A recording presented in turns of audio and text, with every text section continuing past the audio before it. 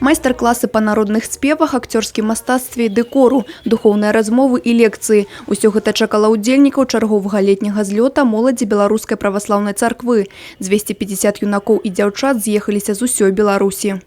Все присутствующие, я думаю, получат хороший заряд, эмоции. Они получат много полезной информации. Они получат опыт общения, опыт молитвы, опыт богослужения. Конечно, смогут этим поделиться со своими друзьями. Сёлетняя праграма злёта ўключыла прыбыванне ўдзельнікаў у Століне і Пінску. У сталіцы беларускага Палесся гасцей прымаў храм Пятра ў Фяўроні, адзін з самых вядомых сярод мясцовых вернікаў. Па словах настаяцеля храма, яго тэрыторыя ўжо другі год запар становіцца пляцоўкай для правядзення такога масавага мерапрыемства. И самое главное, это центральное, это божественная литургия ночная, которая всегда у нас служится в рамках слета.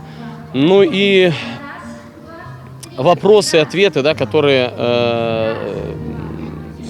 участники слета задают священнослужителям и получают ответы. Ну, в принципе, это то, ради чего и проводятся эти мероприятия. Акрамя запланаваных творчых мерапрыемстваў, моладзь атрымала магчымасць сустрэцца з мітрапалітам Паўлам, патрыяршым экзархам усёй Беларусі. Проводили слеты в нашем городе, и было довольно-таки интересно, познавательно. Но на таком мы в первый раз, и нам очень понравилось.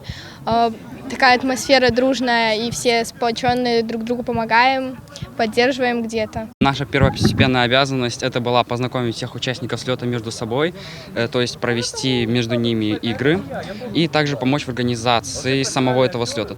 Злёт працягнецца і на выхадных. Удзельнікаў чакаюць цікавыя сустрэчы, а таксама экскурсіі па Пінску і наведванне музея беларускага Палесся. Тацяна Будгусаім, Анастасія Цыкун, Александр Дьяченко, телерадиокомпания «Брест».